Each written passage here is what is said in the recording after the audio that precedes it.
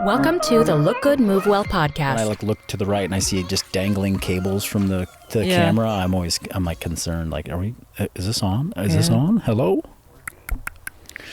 Would you ever take a bet and see if you could walk around the earth? No, I wouldn't. I'm really not a gambling kind of gal either. No, it's not my personality type. Oh, you bet on yourself every day, Santi. I do. That's right. That's right. Honestly, when I was on that trip with Ben and Ryan, they brought up this story about this guy. Yeah. Who on a bet, they're like, you couldn't walk around the earth, and he decided, I'm going to walk around the earth, like literally traverse the entire planet on foot. 28 years it took him to do. He's just finishing up now. Yeah. But my first question is always, how do you fund that? That was my question. I was like, how is this guy making any money? And they're like, oh, he wasn't. This was before social media. I'm like, no. I'm not asking how he's monetizing how is he eating? This thing. Like, how is he physically, like, surviving? Right. Like, yeah. And it was like, he was talking about all these, I guess there's, countless stories of people that have right when he was ready to quit, like somebody would step in and support him and help him in some way. Oh, that's kind of touching. Yeah. Like, and he's still going. Like, yeah. And I'm curious, like, what was the hardest part? Like, which part of because he went from the tip of South America up through North America all the way to... Did he cross the Darien Gap? What's that? That's like that little area where you cross, and it's supposed to be like super... It's like one of the only routes that, a lot of migrants take, and it's supposed to be super dangerous. Oh, in like Central America? He must have. I don't know. And then he went across from Alaska to Russia, and then all the way across Asia. And then now he's in Europe, and he's like, the goal is to get back to London or like in the UK where he's from. Yeah. Absurd. Yeah. I read this other story about this guy who was setting this speed record for cycling from point A to point B, and it was similar. It was like this incredibly far distance. I don't think it was around the world, but very far. And then at a certain point, like, he had to like go into like another country that was like totally not welcoming, and he got put in jail for 50 days. And oh, geez. Yeah. Yeah. I'm sure this guy's ran into plenty of agencies and governments that were like, what are you doing here? Why are you walking? Right. Where are your papers? Yeah. Yeah, well, and then the story we were just talking about before we started rolling was that he had this like blunder when he got to like the tip of Alaska right before trying to get into Russia, and they're like, we're not going to let you in. You need to like do something with your passport or something with your documentation. And so he had to backtrack all the way to DC, but didn't take a flight, like was able to take a flight to LA. That was like okay in the bet, but then walked from LA to DC, and then from DC back to Russia. And it's like a 5-6 year mistake, which I just have so many questions. So many questions. I need an interview with this guy. And I kind of have this visual that he has to be like the sort of like unkept, like Forrest Gump, like just all disheveled, like just long beard. Like, I wonder if he had groomed himself. What if he just looks like a Hugo Boss model and is just like immaculate? I'm going to have that picture in my mind. Hugo Boss. Nice one. That was good. Okay, so here we are. Fitness. We're a fitness podcast. Back to fitness. Back to fitness. I mean, that guy, that's a lot of steps. That's a lot of steps. He is like the poster boy for FBB. This guy's not overweight, for sure. For sure. I bet his hips and ankles and knees are just in top condition. I wonder if he's wearing minimalist footwear. Yeah, what kind of footwear? We have so many questions. Can we get this guy on the podcast? Let's go. Can we find out some more? What were you eating? Did you get enough protein? How about fiber? Was that an issue for you? Which country was the hardest to get your fiber, to get your electrolytes? Were you dehydrated? How was the desert? Were you taking creatine? Yeah. Can you do a squat? Can you do a push-up? Have you ever lifted weights in 28 years? I wonder if he was dropping into gyms. Like, yeah. What if he had a Planet Fitness pass and he was just crushing it all? Using it for showering. Yeah, you can shower there. I don't think they're international, though. No. Even though they're the Planet Fitness. Yeah. They should work on that. All right. So I got a message from my neighbor last weekend. So a week and a half ago, maybe. And he said, something like, hey, I need a good stationary bike. Do you have one that you recommend? And then I said, yeah, well, what do you need it for? Like, what's the purpose? He said, well, I tweaked my knee, got an MRI, might need to get surgery. And I come to find out he used ChatGPT to basically tell him, like, what do you do when you have a hurt knee? I was like, oh, cycling is good. So he's like, oh, I'll just do a lot of more cycling. And I was like, huh. Because Mark is his name. He's come to the gym, Yeah. you know, dozens of times to work out with us on the weekend.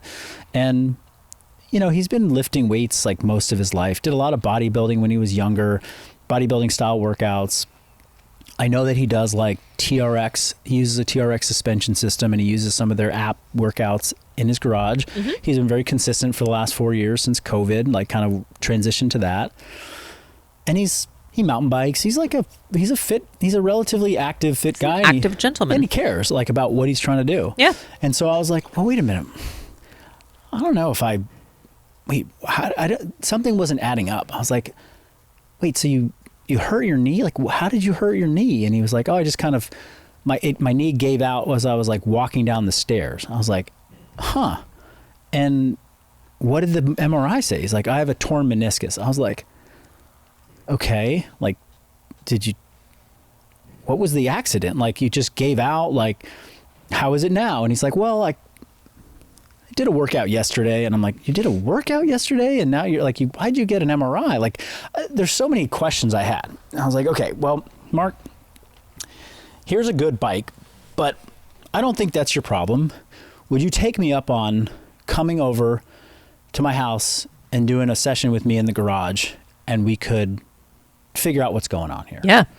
And he was like, sure.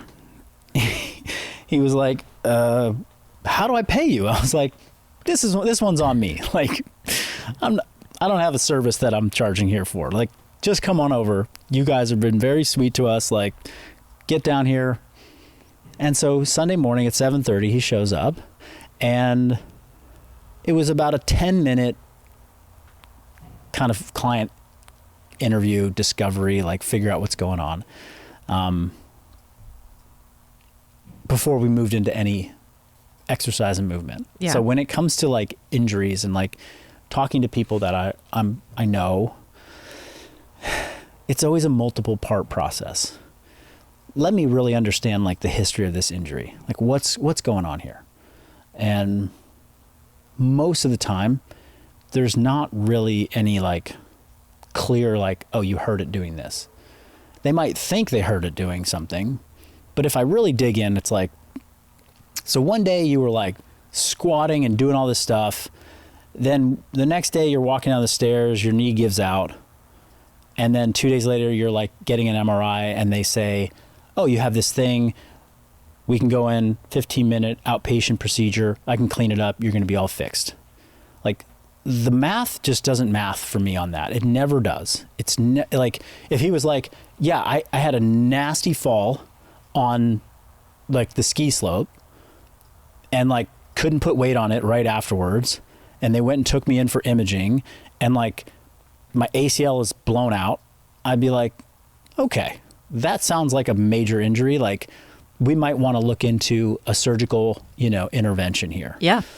But when it's in the other category of like, yeah, it was just kind of like my knee was kind of bothering me and now I just can't put weight on it anymore. Or like my shoulder was like kind of bothering me and now it's like I can't even lift my arm over my head. Those are the big ones that usually come up. Like that's what I end up hearing. Sure. And just like go through the history to kind of figure out, well, where is this coming from? And I always say, like, look, I'm not giving you medical advice here, but in my experience, there is a non-surgical route to really getting these things stronger. And it's really comes down to your tolerance and your patience and, really also, just how much discomfort you feel. Because there will be, surgical interventions that will promise a lot, but the statistics on this like success of those outcomes is often not as exciting as you might want to think it is. Exactly. You know, the percentage of, let's say like, and then one more qualifying thing that I usually say is like, look, did you go get an MRI the week before you were in pain? Mm-hmm. And they're like, no, why would I? Like, because you didn't have pain. But if you have pain in part of your body and you go get an MRI on that part of your body, they're likely going to find something. Sometimes they find nothing, and that gives people reassurance, like, oh, there's nothing wrong with me. I just need to rehab this. But the problem is that many of us are walking around every day with tissue, especially if we're in our 40s, or in his case in his 50s or 60s or beyond. We're walking around with like ligaments, tendons, you know, cartilage, bone, that if you look at it under an image, don't look normal. They look abnormal. Hey, there's some arthritis here. Hey, the cartilage looks a little frayed. Hey, this ligament has a little tear in it. Hey, this disc in your vertebrae, like your vertebral column, has a little bit of a bulge to it. Hey, like you name it, there's going to be something that they find. And because you have pain, and because they found this thing on the this abnormality on the image, they're going to say, there's a correlation, we should fix that, that's going to solve the pain.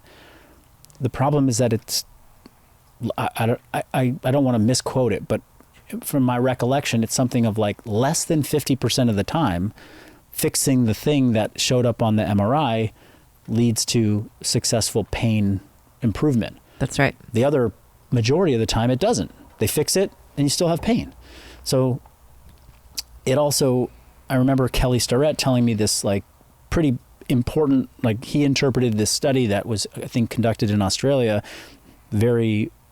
It really changed my thinking about this. He was like, it was something to the effect of like, they took a few hundred people who had donated their, you know, bodies to science, who had died in, you know, not from old age necessarily, but from like other things that came up, and they autopsied these bodies, and they were looking specifically at vertebral column like abnormalities, like basically, did they have blown out discs, like disc herniations, or, you know, things that would be evidence of spinal disease, like spinal, you know, wear and tear.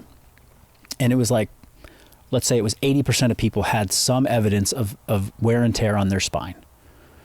But when they looked at their medical history, 20% or 30% of them had complained of back pain, which meant that they were like, the majority of these people had discs or herniations or bulges in their discs, things that you would assume would cause pain, but they never complained of pain. So it's like, oh, well, there's a, you know, and you extrapolate that out and you look at knees and you look at shoulders and you look at all different parts of the body. We're all walking around with something that's abnormal and there's no pain. Yeah. And so if I go back to Mark as the example, it was like, hey, Mark, a week before your knee gave out, you probably had the same tear of your meniscus, but nothing was bothering you. And then you did. And so to think that like fixing the meniscus is what's going to fix future pain, like, well, we could probably get you back to at least where you were before. But my guess is we could get you much better than that if we look at this from a strength and mobility perspective and get you to fix the root cause of why this hurts in the first place. For sure.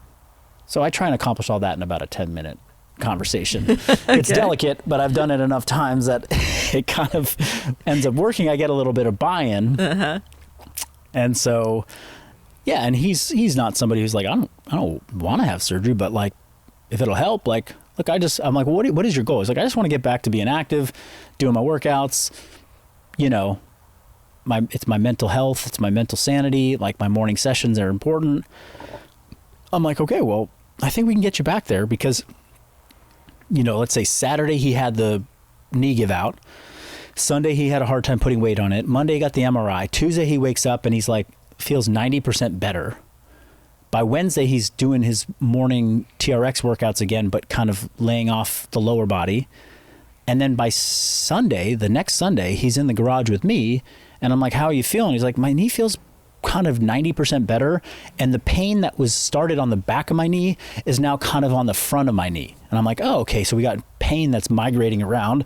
That's also a good sign that this is not like very specific to one, soft tissue injury, or at least that's what I have noticed in my time with injuries. It's like migrating pain might be a bigger upstream or downstream issue going on with your hips or your mobility that is just working itself out right now as inflammation is kind of coming down.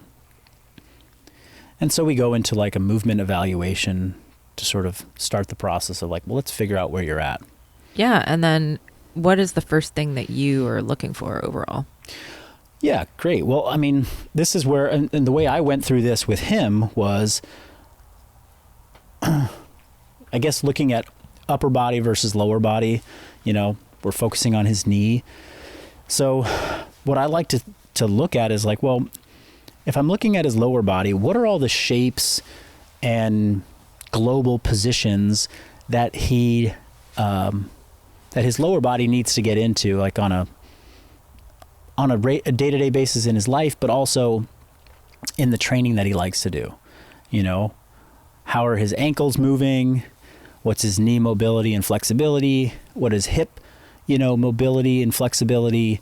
And then maybe looking at all the different muscles in the lower extremity, like how strong are his quads? How strong are his calves? How strong are his tibs? How strong are his feet? And just sort of, let's just look at everything down there. And then maybe we'll identify like one or two things that are really either weak or stiff. And then let's figure out a strength training exercise that we can do at a very low weight. So scale it back enough that he can start to rebuild strength and mobility in key areas that he's missing. And if we can improve the mobility and the strength of these joints and muscle tissue and connective tissue in his lower body, like not just a small margin, but like a big margin from where he was 2 weeks ago, then it's just what I see is that the patterns that I've seen is that people can function great with a torn meniscus or with, something that's wrong. Like they can get back to living the life that they want to live with more capacity and more ability and feel great. And of course with knee stuff, like learned so much from Ben Patrick in the knees over toes guy about really the spectrum of like knee issues that can be corrected through good movement and thoughtful progression around those same, positions and shapes and movement patterns that I looked at with Mark. Yeah. I would love to know more specifically what you saw with him. And because I think that for a lot of people, they want to know how to do this kind of thing for themselves, for other people that they're helping. And in my experience, there is some of it that can be a little bit of common sense around big picture, what you're looking for in terms of how to move, but you just have to zoom in on what to look for more specifically. Mm-hmm. Yeah. Yeah. Well, so I'll walk you through the exact things that I started with, knee health. I always try and introduce clients to, and it's interestingly enough, like I'm doing the same thing with another on-site client that's coming here named Bo, who has had really bad knees, and he's been coming 3 times a week to just focus on getting his knees strong again and his total body strength, but we're focusing a lot on his knee. So with lower extremity stuff, knee stuff, I almost always want people to start implementing some backwards walking, whether that be, dragging sleds backwards, walking up hills backwards, or I have the reverse treadmill at my house now. I have one of them there so that is designed specifically for walking backwards under resistance. Backwards sled dragging was popularized by Louis Simmons, who was like a powerlifting competitor, but also a coach. And, the reason that was important was because these powerlifters are squatting, hundreds and hundreds and hundreds of pounds repeatedly. They're putting themselves under a lot of stress. So he found that like the more backward sled dragging that they were doing, the more it was making their knees more resilient and helping, recover and get blood flow to their knees. And those athletes that were doing a lot of sled dragging just had fewer injury risks or injuries, and they were able to train harder. And so that became a popular thing. And so once that got kind of picked up by different strength coaches and rehabilitation coaches, it became clear. It's like the more backwards walking and the backwards reverse sled dragging you're doing, the stronger your quads will get, and the more strength you can get on the front of your knees, like patellar tendon stuff, and just blood flow to your knees. So I try and get him to acknowledge like, hey, we need to do this. It's also a great way to strengthen your feet. And sled dragging and sled pushing, one of the best ways to build strength in your foot muscles, all of which helps control and make your knees more stable. So we started with backwards walking on a treadmill. And I said, hey, you don't have a treadmill? Not a problem. You and I, we're neighbors. We live on a big hill. Just walk backwards up our hill. And he's like, I think I'm going to buy one of these treadmills. Because I feel like a weirdo. Yeah. But either way, like you can walk backwards outside in the world too. Next, I wanted to like look at the strength of his ankles. And so we worked through, a combination of calf raises and tib raises. Tib raises are when you're training the front of your shins, the muscle on the front of your shin, by pulling your toes back towards your knee. And you do that under resistance, whether there's body weight versions of it or weighted versions of it. But I got him to pay attention to like these different sides of his ankle, and that the stronger we get those two parts of his leg with good ankle range of motion, then that's going to help support the upstream knee. And in that first thing that I was doing with him, what I realized was that range of motion was going to be an area that I was going to have to be really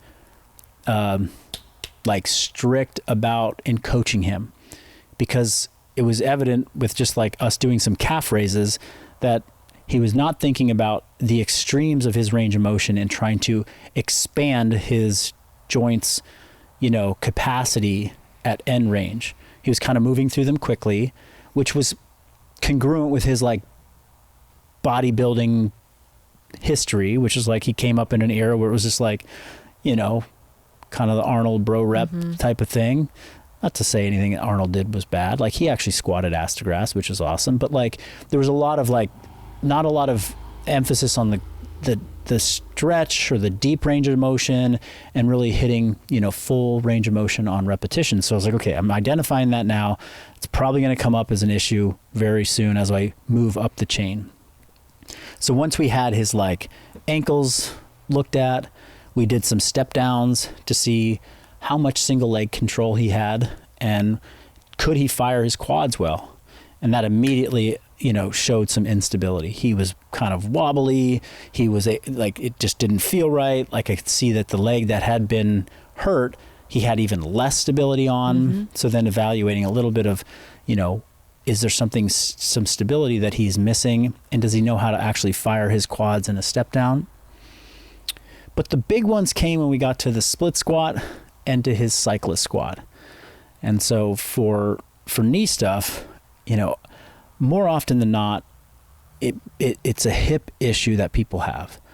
They have poor hip flexion and hip extension.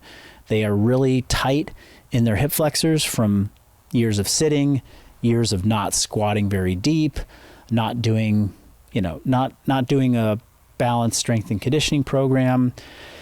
And so the exercise that really exposes a lot of that all in one is the knee over toe split squat.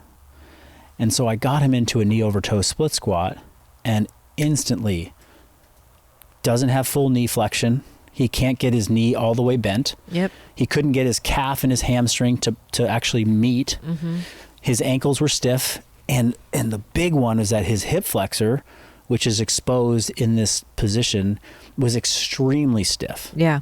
He couldn't get his torso upright in a split squat like that without aggressively arching his low back. Yeah. So I'm like, okay, well, this is probably your biggest room and opportunity for growth. And then that also kind of translated to his cyclist squat. And a cyclist squat is when you lift your heels up onto a board, and then you're supposed to squat completely vertical with your torso. Your knees are supposed to track forward, and you're supposed to be able to get your almost your butt down to your ankles. Yeah. And he couldn't get into that position without having to lean his torso really far forward. And what were the things that he'd been taught? Never let your knees go out over your toes. Mm-hmm. He'd been squatting like that for years. Always keep your weight back on your heel. Yeah. Never explore these ranges of motion. And it's kind of remarkable that like he's gone, essentially 50 plus years with never really having any knee injuries. Like he had an ACL tear from an accident that happened a decade ago, but everything else he's been pretty good. And so I'm like, oh wow, like you've gone this far with such limited range of motion and stability and mobility that like you could be so much happier with your physical strength and capacity if we can just work on some of this stuff and incorporate it into your weekly training that you're doing with your TRX. Yeah. And so that was kind of the step-by-step thing that we went through. And he was asking, he's like, well, talk to me about your training programs. And I was like, well, we take a lot of this stuff. All of these principles are just embedded in my strength training programs. Like we do these exercises with weight. Because he was like, I never like to do the mobility stuff. It's just so boring. And I'm like, I get it. Most people don't. Yeah. And that's why they end up feeling like garbage. So what's the solution to that? You weave the strength training and the mobility together so that if you do the training, you've checked all the mobility boxes. You don't have to go and do 30 to 40 to 60 minutes of additional mobility work on top of what you do every day. Yeah. And that's a long-term solution. When you have a problem and you need to get out of pain or you need to fix something that's broken, you might have to do the additional work. Yeah. But in terms of long-term maintenance, and it's like just do a good strength and conditioning program with these principles intertwined and woven in. That way, your 4 hours that you go to the gym a week are sufficient. Yeah. I was just thinking about something that one of our colleagues mentioned on a call that we were both on earlier this morning about how a lot of people go to a PT and then the PT is like, here, do these exercises. And the person does the exercises for a while. And then they're like, okay, like I'm not really getting better and I still don't know what I'm doing. Mm-hmm. It's like, how do you equip someone like Mark with the knowledge to then go back to his TRX or his strength routine or his morning workouts and keep those things in mind to actually keep working on to improve? Yeah, I mean, it's, well, because I didn't give him a program, he didn't leave with like, do this many reps of this, do this many reps of this. All we focused on was like, these are the positions that you need to get better at. Yeah. Like, whatever you do between now and the next time we get together in the garage in 4 weeks or 6 weeks, like, if we come back and the shape of your body doing this split squat doesn't look measurably better, then whatever you're doing is not working. Like we have to, so it's like, this is the outcome I'm trying to get to. This is the position I'm trying to achieve. I think that is like the most powerful education to give to clients. It's like, this is what it's supposed to look like. Mm-hmm. Here's what you look like. The path to go from where you are to where you want to be is not doing 10 different accessory exercises. It's doing the exercise, but like actually looking at how you're doing it, like actually feeling like what's the tight part of my body that's making me not get into this position, and then know that is what's getting strengthened and stretched and mobilized when you do the exercise. Like if I saw his face just grimacing when he was at the bottom of these split squats, and he's got his foot up on a 12-inch box. He's holding on to, supports so that he can brace his upper body. He's fighting to keep the back leg straight. He's fighting to get his knee as far over his toe as he can. And the grimace is not pain. It's just uncomfortable because he's stretching so much. Yeah. This new position. And he did like that for like 10 reps. And he's like, wow, that was hard. And I was like, and guess what? You just got a stimulus, and tomorrow your body's going to start adapting. And when you do this in 2 more days, you're going to do it again, and you're going to get another stimulus. And every time you do it, that's how you get better at it. You practice really good shapes and position to the extent of what your body can do today, not causing more pain, and then go and rest and recover and come back, and you'll be better.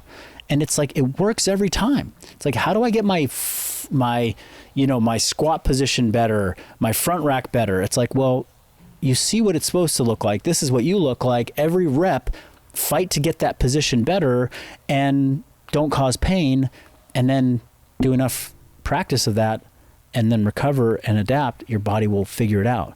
The problem is that people are like, they either have no awareness, or they just don't want to feel the discomfort. And so they just keep doing the same thing that they've always done, not trying to improve it in the act of doing these reps.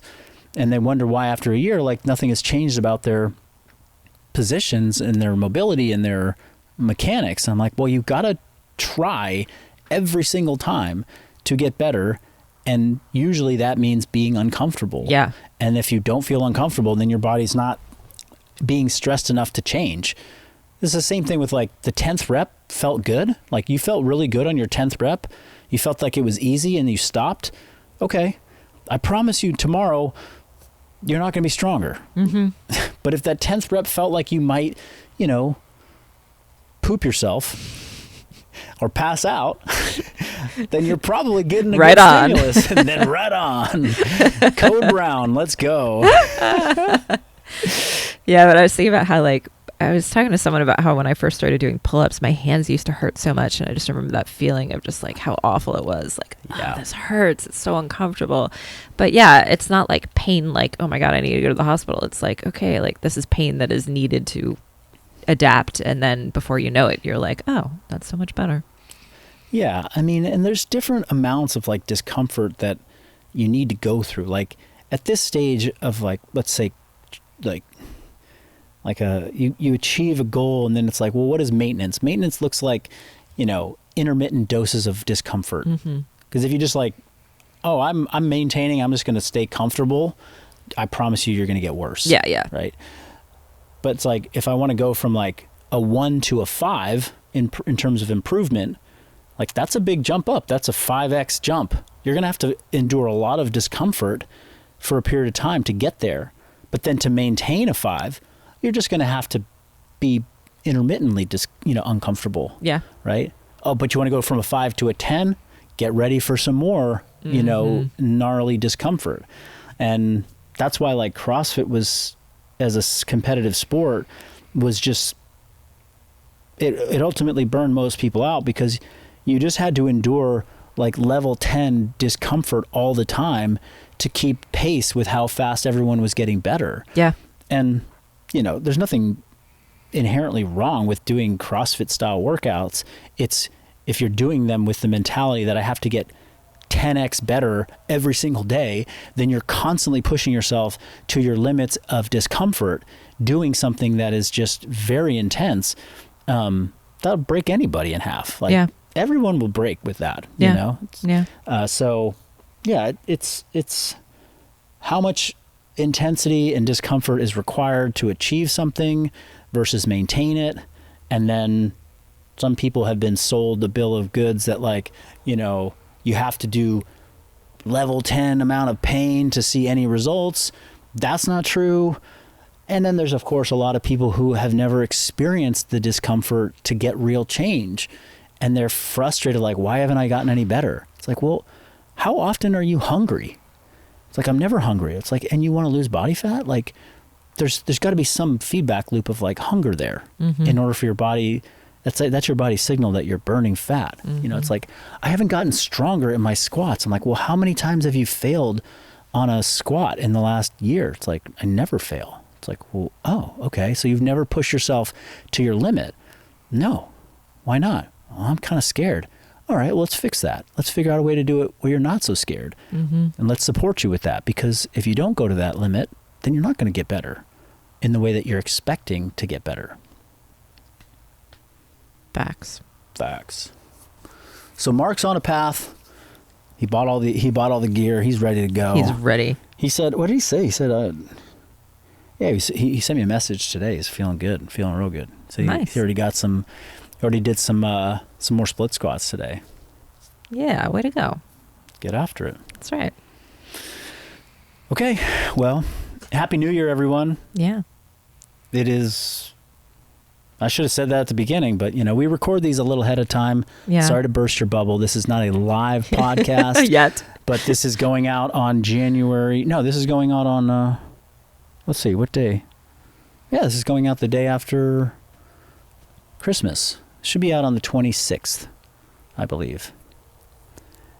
So I haven't missed the New Year. Yeah, we haven't missed it yet. Yes. Yeah. Happy soon to be New Year. That's right. Enjoy these final days of 2025, because once it's behind us, it's gone, people. And all we're doing is looking forward. 2026 is going to be my year. Love it. Yeah. Yeah. And yours. And yours. And ours. Major. And Nate's. Nate gave us a head nod. Yeah. It was real animated. He's cold. It's cold. California's cold. The guy that came from freaking Michigan. Yeah. He's lost it. He's been out here too long. All right. We'll see you all next time. All right. See ya.